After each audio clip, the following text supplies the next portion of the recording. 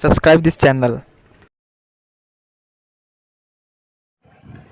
Hello everyone, ਅੱਜ ਦਾ ਆਪਣਾ ਜਿਹੜਾ ਟੌਪਿਕ ਹੈਗਾ ਉਹ ਹੈਗਾ ਸਿੰਕਰੋਨਾਈਜੇਸ਼ਨ ਹੁੰਦਾ ਕੀ ਆ the situation when 2 or more action events etcetera happens at exactly at the same time. ਠੀਕ ਹੈ, ਸਿੰਕਰੋਨਾਈਜੇਸ਼ਨ ਕੀ ਹੈਗੀ ਕਿ ਇਹੋ ਜਿਹੀ ਸਿਚੁਏਸ਼ਨ ਹੈ ਜਦੋਂ ਕੋਈ ਇੱਕ ਜਾਂ ਇੱਕ ਤੋਂ ਵੱਧ ਐਕਸ਼ਨ ਜਾਂ ਇਵੈਂਟ ਜਿਹੜੇ ਇੱਕ ਟਾਈਮ 'ਤੇ ਹੀ ਆਪਾਂ ਪਰਫੋਰਮ ਕਰੀਏ। ਠੀਕ ਹੈ, ਉਹਨੂੰ ਬੋਲਦੇ ਹਾਂ synchronisation.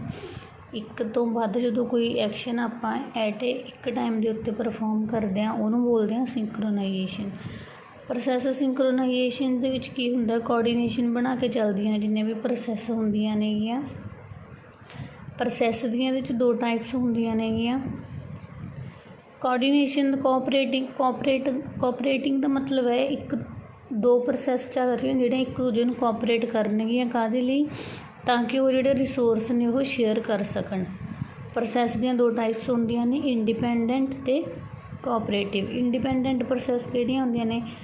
Execution of one process does not effect the execution of other process. Independent ਹੁੰਦੀਆਂ ਨੇ ਮਤਲਬ ਇਹਨਾਂ ਦੀ ਐਗਜ਼ੀਕਿਊਸ਼ਨ ਦਾ ਕਿਸੇ ਦੂਸਰੀ ਪ੍ਰੋਸੈਸ ਦੇ ਉੱਤੇ ਕੋਈ ਇਫੈਕਟ ਨਹੀਂ ਪੈਂਦਾ ਹੈਗਾ, ਜਿਹੜੀਆਂ ਇੰਡੀਪੈਂਡੈਂਟ ਪ੍ਰੋਸੈਸ ਹੁੰਦੀਆਂ ਨੇ।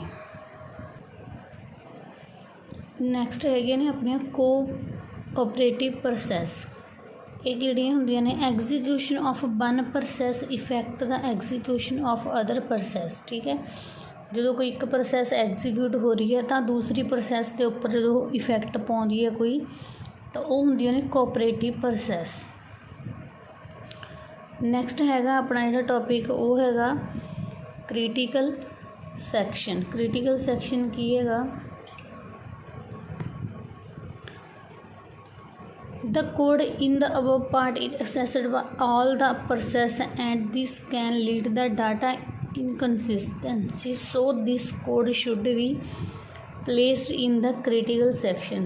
ਠੀਕ ਹੈ, ਜਦੋਂ ਇੱਕ ਜਾਂ ਇੱਕ ਤੋਂ ਜ਼ਿਆਦਾ ਜਿਹੜੀਆਂ ਪ੍ਰੋਸੈਸ ਨੇ ਉਹ ਇੱਕ ਕੋਡ ਸੈਗਮੈਂਟ ਨੂੰ ਹੀ ਐਕਸੈਸ ਕਰਨਾ ਚਾਹੁੰਦੀਆਂ ਨੇ ਤਾਂ ਉਹ ਜਿਹੜੀ ਸੈਗਮੈਂਟ ਹੈ ਉਹਨੂੰ ਆਪਾਂ ਕੀ ਕਹਿੰਦੇ ਹਾਂ, ਕ੍ਰਿਟੀਕਲ ਸੈਕਸ਼ਨ ਕਹਾਂਗੇ।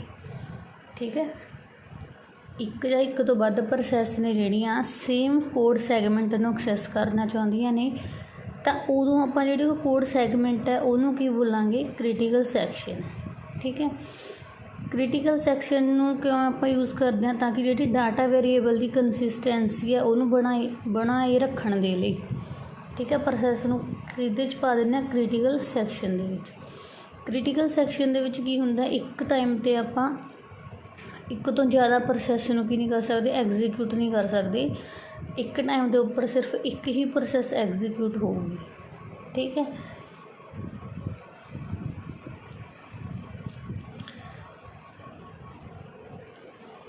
ਇੱਕ ਟਾਈਮ ਦੇ ਉੱਪਰ ਆਪਾਂ ਇੱਕ ਹੀ ਪ੍ਰੋਸੈਸ ਨੂੰ ਕੀ ਕਰ ਸਕਦੇ ਹਾਂਗੇ, ਐਗਜ਼ੀਕਿਊਟ ਕਰ ਸਕਦੇ ਹਾਂ ਕ੍ਰਿਟੀਕਲ ਸੈਕਸ਼ਨ ਦੇ ਵਿੱਚ। ਇਹਦਾ ਮਤਲਬ ਇਹ ਹੈ ਵੀ ਸਿਰਫ ਇੱਕ ਹੀ ਪ੍ਰੋਸੈਸ ਹੈ ਜਿਹੜੀ ਉਹ ਕ੍ਰਿਟੀਕਲ ਸੈਕਸ਼ਨ 'ਚ ਐਗਜ਼ੀਕਿਊਟ ਹੋ ਸਕਦੀ ਹੈ। ਜਿਹੜੀ ਦੂਸਰੀ ਪ੍ਰੋਸੈਸ ਹੈ ਉਹਨੂੰ ਆਪਣੇ ਕ੍ਰਿਟੀਕਲ ਸੈਕਸ਼ਨ ਨੂੰ ਐਗਜ਼ੀਕਿਊਟ ਕਰਨਾ ਚਾਹੁੰਦੀ ਹੈ ਜੇ ਉਹ, ਤਾਂ ਉਹਨੂੰ ਜਿਹੜੀ ਪਹਿਲਾਂ ਪ੍ਰੋਸੈਸ ਚੱਲ ਰਹੀ ਹੈ ਉਹਦੇ ਖਤਮ ਹੋਣ ਦੀ ਵੇਟ ਕਰਨੀ ਪਊਗੀ। ਠੀਕ ਹੈ, ਜਿੰਨਾ ਚਿਰ ਪਹਿਲਾਂ ਜਿਹੜੀ ਪ੍ਰੋਸੈਸ ਚੱਲ ਰਹੀ ਹੈ ਉਹ ਖਤਮ ਨਹੀਂ ਹੁੰਦੀ, ਐਗਜ਼ੀਕਿਊਟ ਮਤਲਬ ਕੰਪਲੀਟ ਨਹੀਂ ਹੁੰਦੀ, ਉਦੋਂ ਤੱਕ ਦੂਸਰੀ ਜਿਹੜੀ ਪ੍ਰੋਸੈਸ ਹੈ ਆਪਾਂ ਉਹਨੂੰ ਸਟਾਰਟ ਨਹੀਂ ਕਰ ਸਕਦੇ।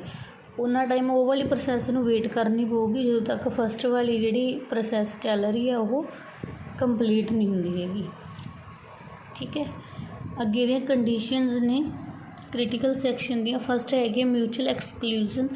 If a process is in critical section then other process should not be allowed to enter into the critical section at that time. ਠੀਕ ਹੈ, ਕਹਿੰਦੇ ਜਦੋਂ ਕੋਈ ਪ੍ਰੋਸੈਸ ਪਹਿਲਾਂ ਤੋਂ ਕ੍ਰਿਟੀਕਲ ਸੈਕਸ਼ਨ ਦੇ ਵਿੱਚ ਹੈਗੀ ਆ ਤਾਂ ਕੀ ਹੁੰਦਾ, ਇਹਦੇ 'ਚ ਆਪਾਂ ਕਿਸੇ ਦੂਸਰੀ ਪ੍ਰੋਸੈਸ ਨੂੰ ਅਲਾਉ ਨਹੀਂ ਕਰ ਸਕਦੇ ਕਿ ਉਹ ਕ੍ਰਿਟੀਕਲ ਸੈਕਸ਼ਨ ਦੇ ਵਿੱਚ ਆ ਸਕੇ। ਠੀਕ ਹੈ, ਜਦੋਂ ਇੱਕ ਪ੍ਰੋਸੈਸ ਕ੍ਰਿਟੀਕਲ ਸੈਕਸ਼ਨ ਦੇ ਅੰਦਰ ਐਗਜ਼ੀਕਿਊਟ ਹੋ ਰਹੀ ਹੈ ਤਾਂ ਦੂਸਰੀ ਜਿਹੜੀ ਪ੍ਰੋਸੈਸ ਹੈ ਉਹਦੇ ਅੰਦਰ ਕ੍ਰਿਟੀਕਲ ਸੈਕਸ਼ਨ ਦੇ ਅੰਦਰ ਉਹ ਐਂਟਰ ਨਹੀਂ ਕਰ ਸਕਦੀ। ਸੈਕਿੰਡ ਹੈਗਾ ਜਿਹੜਾ ਇਹ ਕੰਡੀਸ਼ਨ ਹੈਗੀ ਆ progress. If in the critical section there is no process that is being executed, then other process that need to go in the critical section। Progress ਦੇ ਵਿੱਚ ਕੀ ਹੁੰਦਾ ਹੈ, ਜੇ ਕੋਈ ਪ੍ਰੋਸੈਸ ਕ੍ਰਿਟੀਕਲ ਸੈਕਸ਼ਨ ਦਾ ਪ੍ਰਯੋਗ ਨਹੀਂ ਕਰ ਰਹੀ, ਠੀਕ ਹੈ, ਕੋਈ ਨਹੀਂ ਹੈਗੀ ਉਸ ਟਾਈਮ 'ਤੇ ਕ੍ਰਿਟੀਕਲ ਸੈਕਸ਼ਨ ਫ੍ਰੀ ਹੈ, ਕੋਈ ਮਤਲਬ ਪ੍ਰੋਸੈਸ ਹੈ ਜਿਹੜੀ ਉਹ ਕ੍ਰਿਟੀਕਲ ਸੈਕਸ਼ਨ ਦਾ ਯੂਜ਼ ਨਹੀਂ ਕਰ ਰਹੀ, ਤਾਂ ਉਸ ਵਾਲੀ ਸਿਚੁਏਸ਼ਨ ਦੇ ਵਿੱਚ ਕੀ ਹੁੰਦਾ, ਕੋਈ ਦੂਸਰੀ ਪ੍ਰੋਸੈਸ ਹੈ ਜਿਹੜੀ ਉਹ ਕ੍ਰਿਟੀਕਲ ਸੈਕਸ਼ਨ ਦਾ ਯੂਜ਼ ਕਰ ਲੈਂਦੀ ਹੈ, ਮਤਲਬ ਐਂਟਰ ਹੋ ਜਾਂਦੀ ਹੈ ਕ੍ਰਿਟੀਕਲ ਸੈਕਸ਼ਨ ਦੇ ਵਿੱਚ, ਠੀਕ ਹੈ।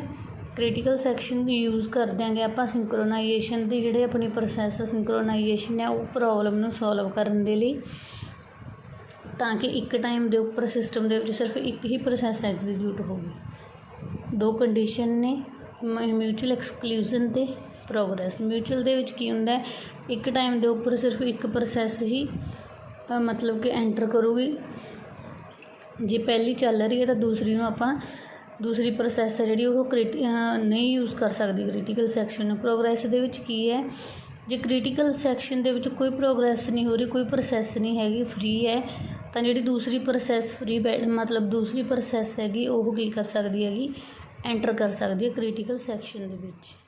ਥੈਂਕਸ।